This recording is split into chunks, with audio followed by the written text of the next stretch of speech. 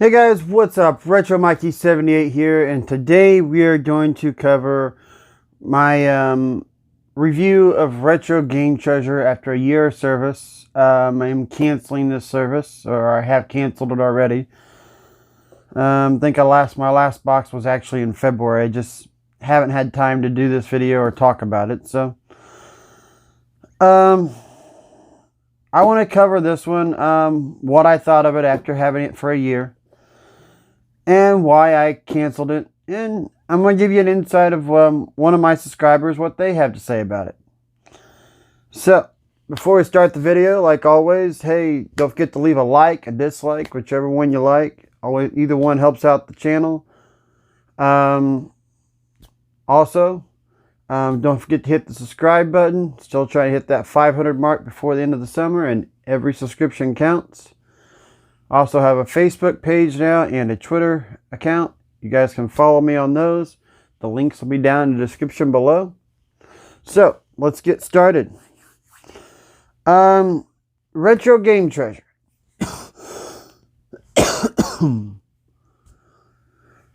Retro Game Treasure. It's a subscription company. You send off, you pay for it monthly. There's a couple options of how you want to buy it. But mainly the number one option is $40 a month plus shipping. Or you can pay for it for the year, and it lowers it down to about $30 a month. You save about $10 a month, but you have to pay for the whole thing up front. That is what I did when I subscribed to this. And I don't know if that's a good thing or a bad thing, because I haven't tried the 40. I thought about doing it, but I just decided not to do it, and well, I'll explain why. I got this service for a year. I posted 11 videos, did not post one of them. The only reason we didn't post the one video, once I got to looking at it, like I said, I posted. We had one of these. They come in this box, just like this. This is how they come. We had a video where the seal was, or we got a box, the seal was busted, and we still had 3 games in there, but the games were they were all really generic, and it was only like a $10 box. And I got pissed off after I opened it and just destroyed the video, and I don't even remember what I got that month. I think that was my October box. I'm not quite sure, but that was the one that you're missing. If you guys go back and watch all of them, there's 11 of these posted unboxings. But all in all, this service, I never really got duplicates with it. The only duplicates I got was my fault, because I didn't put it on their site that I got it, because they kept sending me a loose copy of Namco Museum and for the GameCube, and I didn't want a loose one, so I kept not marking it. That being said, other than that, I never received any duplicates. The only thing I didn't like about this service was the value of the game towards what you paid. I knocked this service down to where I, calculated where I spent $30 a month, and every month I was receiving about $20 to $25 a month for the value of the games. And that's off price charting. And that's, if they're in pristine condition, and a lot of them weren't. Now, I don't know what happens if you pay for it monthly and you pay the $40 a month. I'm probably not going to do that, because I'm not looking for the common games anymore, and my collection has gotten pretty big.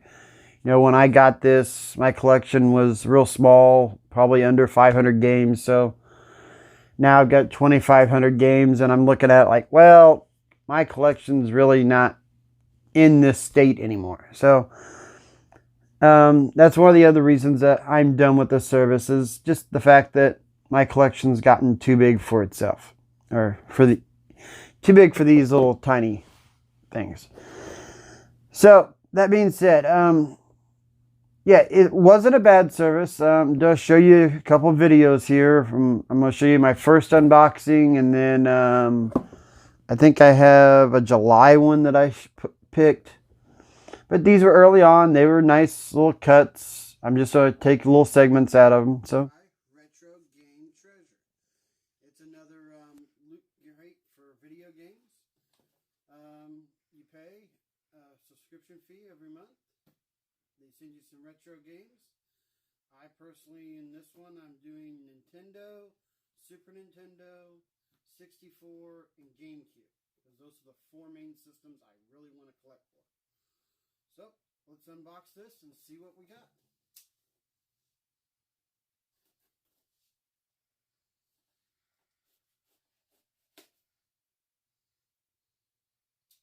Safety first.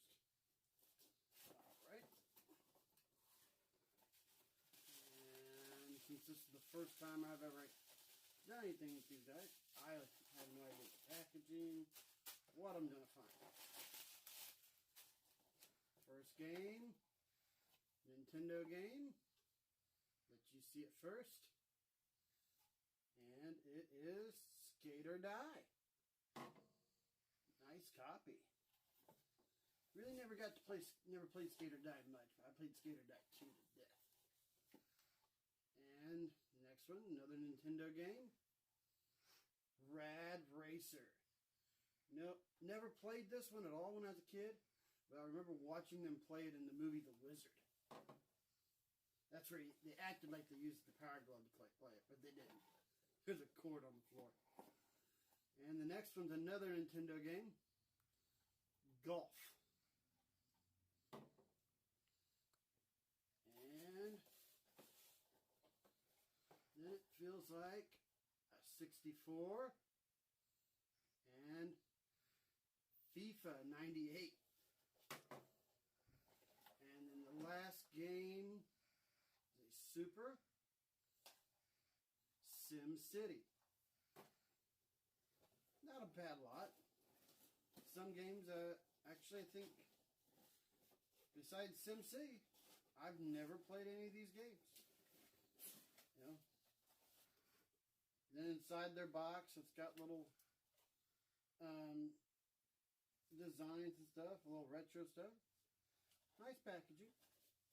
All in all, not a bad lot. Alright, stay tuned for my next video. Thanks. Back again with another retro game treasure unboxing. Hey guys, don't know what this is? It's a loot crate system where you send off, you pay monthly, and you put down what systems you want. I've personally got Nintendo, Super Nintendo, Sega Genesis, GameCube, and Xbox. I think I got Famicom and Super Famicom too. But you pay for a monthly subscription, they send you some video games, and you get to keep them and add them to your library. You put down what you have, make a wish list, and they try to accommodate you for the best they can. So let's see what you get. Let's see what I get. And padding as usual. First game. And it's a sports game, NBA Showdown 94. Not too big on the old school sports games, but since I'm going for a complete collection, I'll take it. Next, oh, I forgot I added this. I just added Atari. Riddle of the Sphinx. Yep. Forgot all about me adding Atari. Next is a Super Nintendo game. One that I've always wanted to play. Mario's Missing. That's actually a good one. And the next and last game in this box is a Famicom. So we probably won't know what it is, or we will.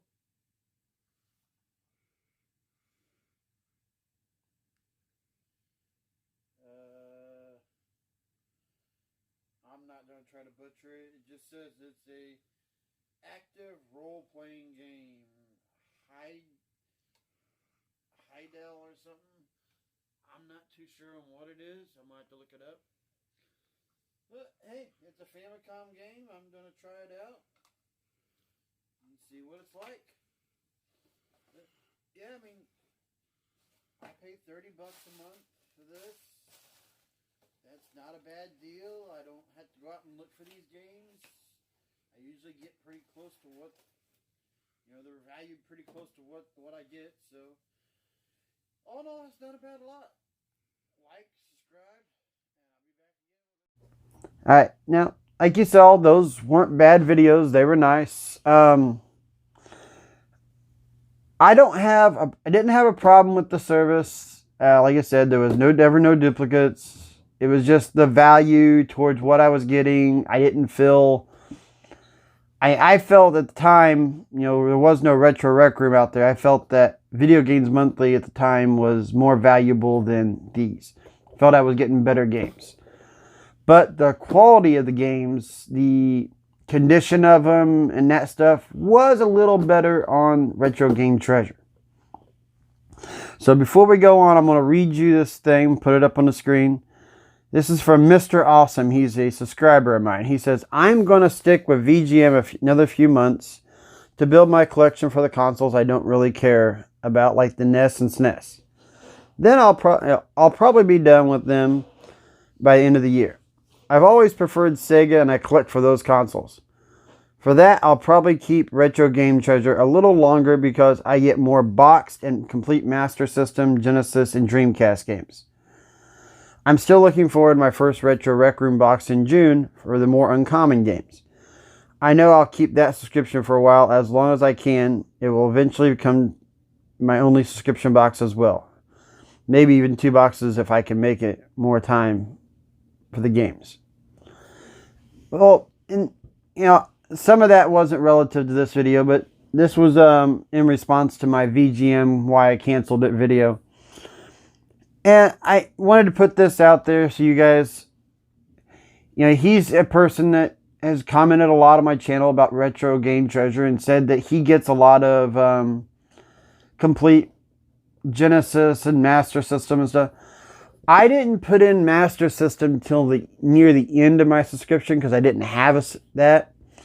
I don't think I look back through my videos, I don't think I saw a complete Genesis game or even a boxed one. And, I did get complete Xbox games, some complete Dreamcast, some complete GameCube games, but the service wavered from month to month. And I think that was one of my other downsides. It was iffy what I was getting and everything. And, I preferred not to get into this route. If I'm paying for a subscription box, I want to pick what I want. That's what I'm enjoying about Retro Rec Room. The choice of renting those games for a small fee of the month and then getting the chance to play them. Because there have been a lot of them I haven't played. That determines me what I'm going to buy. And then getting the chance to look at the condition that they're in. Because I'm telling you what, some of these games that they get here in the condition looks like they're almost brand new. So, yeah, back to this. The only thing that I had against this was, like I said, is the monthly box wavered month to month. The value of it was always a little lower than what the box was. And it just didn't seem like it was keeping my interest as much as the other services do. And do I say it's a bad box? No. Like I said, they have a great tracking system. You can enter in every game that you own. You can enter in as many games as you want. Unlike, the predecessor, Video Games Monthly, who only allows you 200 games per service. Then you have to send a spreadsheet in. And everybody I've talked to in the comments has said the same thing. Once you start sending a spreadsheet, you have, they mess up on that spreadsheet constantly. So, They do have a great tracking system. If you're going for a complete system collection and you want these fillers, and you don't care if you get a loose card or disc only or whatever it is, this might be the company for you, to get that smaller step. But I still thought that the price you paid up front, or all the prices for the box, I thought were still a little high, and that was kind of why I didn't stay with them. I know people are like, well, Retro Rec Room, you're paying the $18 or whatever it is a month plus the shipping, and then you also got to pay for the games. You got to remember, I'm only paying for the games that I want to keep. Everything else is just a rental service. It's just like going to the rental, video store back in the day and going, hey, I want to rent some games. You had to pay for gas to get there. You had to pay for however many games you wanted to rent. And honestly, if I wanted to rent 5 games back in the day, it would have been about $25. It would have been about $5 a game. $4 or $5 a game. So, I mean, and I don't, it's easy. You just put them back in the box and ship them back. So, I mean, wow.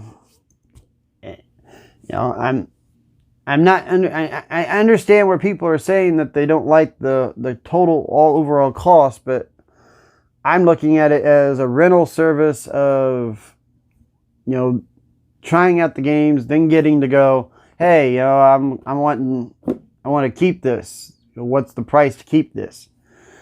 These services, I get games, I'm looking at them like, why did you send me a game about golf on the Famicom? Just because I marked down Famicom. And then I would get another crappy Famicom game, and I was like, okay, I'm going to take this off my list and add this. And it just I kept getting games that didn't make a difference. I think that was more along the line of this system than it was the other. I would get games that I looked at and was like, I'm not interested in these games. I ended up, having to spend more time trying to sell them or do something with them. But all in all, that's my honest review. This was a great service for me at the beginning. If you want filler titles, it was great. I got a lot of fillers out of it. But in the long run, I thought it was too expensive for the filler titles. You can get those cheap at yard sales, flea markets, or other places if you really, really look. All in all, if you're a starting collector, I recommend this just like I recommend VGM. If you're not a starting collector and you want to go out and look for those hard to find, uncommon games, and you're wanting to make sure that you get the rare games, I'm always going to say Retro Rec Room at this point. Who knows? By the end of the year, by next year, there could be another service out there. I'm hoping that there is. Because if there is, I'm going to get it. I'm going to try it. And I'm going to tell you guys about it. There'll be no more sugarcoating on this channel for these companies. If I get a bad box, I'm not going to hide it no more. Somebody did say that in one of the comments. And, I was... I'm a starting channel. I'm learning by my mistakes. I'm trying to get, I thought I was trying to get in good with the companies. I was hoping to get some type of sponsorship from them or whatever. But, I'm not looking at that no more. I'm looking now at, I want to build this channel and I want to give honest reviews to you guys about these boxes. So, hey, I hope you guys enjoyed the video. Don't forget to leave a like, dislike, subscribe, and for those of you that stuck around at the end, don't forget we have it going on till May 24th, the $15 AMC gift card giveaway, and just enter down below in the Twitter link, and there should be another giveaway probably next month. So I'll catch you guys then. Thanks for watching Retro Mikey 78.